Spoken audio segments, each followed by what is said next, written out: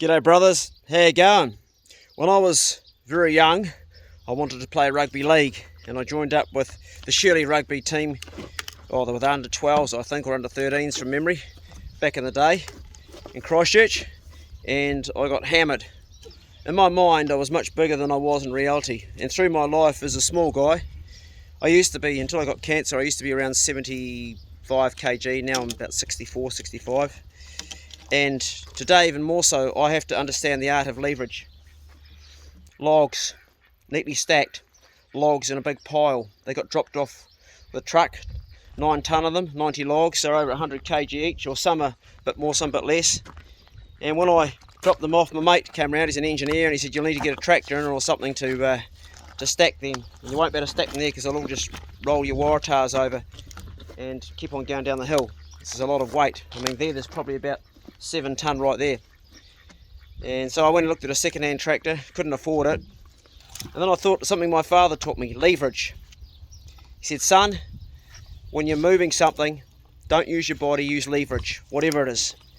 And he taught me the art of leverage, and I've been using it ever since. And that involves, like saying, prying one of these logs out of here, rather than just lifting it up, getting a post, like a tantalised fence post or something, sticking it underneath and using the log below to lever it and to get it round, and then using a roller rather than dragging it. That's a form of leverage. It takes away the friction. Basically it's a wheel, rolling it along the ground to get to a place where you need to get it in position, and then getting just one end. This is where the grunt work, you can't get away from that if you don't have any tools. But bending properly, using your body properly, keeping your core strength tight. In my self, I have to keep it extra tight because I'm not supposed to lift over 15 kg, and I'm certainly doing that. And then getting it onto a point like this here, this log running along here, and then levering it and pivoting it and then sliding it. But at no point just physically lifting up one of these heavy logs. I couldn't do it. Well, I could, but I'd give myself a hernia. And just putting it straight on the pile. I've had some help with some of this, and I've done a fair bit of it by myself too, and I'll continue to do it by myself. I'm making piles of logs to dry out in the sun over summer, so in the winter I can build a log cabin around there. There are different types of leverage in our lives, and we often hear about financial leverage. If you're in the business of buying and selling properties, or an investor, that's using a little bit of something to get a whole lot of something. But we can also use it emotionally, and I'm not talking about manipulation either, I'm talking about love. I'll give an example of emotional leverage. If you've got a situation where someone's really hurting in your life, and it happens, and you want to put them to a better place, just like those big logs out there, the emotions that they're carrying could be extremely heavy, and you don't have enough strength to emotionally move their weight to help them. And they don't have emotionally enough strength to move it either. So this is where you use emotional leverage. And it comes down to putting a whole lot of love in a small place.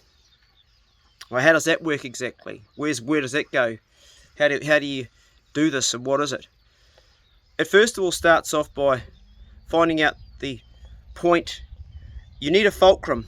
That's a point where you lever from. That's called a fulcrum. So you find out whether leverage is going to be the point. You find a strong point, and you always use a strong point for a fulcrum, whether you're leaving a log. In the case of those, they're all strong, so any of them could be a fulcrum. But you wouldn't use the thin end of a stick for a fulcrum, and you wouldn't use the thin end of someone's emotions to help them. So you talk about the strong things. Let's say, for instance, someone's just lost somebody they love, and you're wanting to help them. Well, if you start off by saying, hey, let's talk about the good memories. Let's talk about the good times first. The times that he made you laugh, the times he made you smile. Let's get into that frame of mind. And there's a good point, there's a good strong point, because that becomes your strong part of the stick to work on your leverage. And let's say we're talking about, hey, the time we went fishing and you fell out of the boat, and then the bloody line went round the outboard motor and the fish went round you, and you nearly got tied to the outboard motor, and then you start laughing at that hilarious moment. That actually did happen. And so then you've got something to start with your fulcrum, a strong point. It's a good memory, and we can work from that there. And then you say something like, think about how much that he loved you and how much you loved him, and it was such a strong love. And I really love you too, man, and I really care about you an awful lot, and it's killing me to see you hurting like this. So you've now got a place to start using that leverage in this conversation, and you can start to bring in things that need to be addressed that are more difficult, the heavy work, the hard work, lifting the hard log, and you pivot them on that strong point.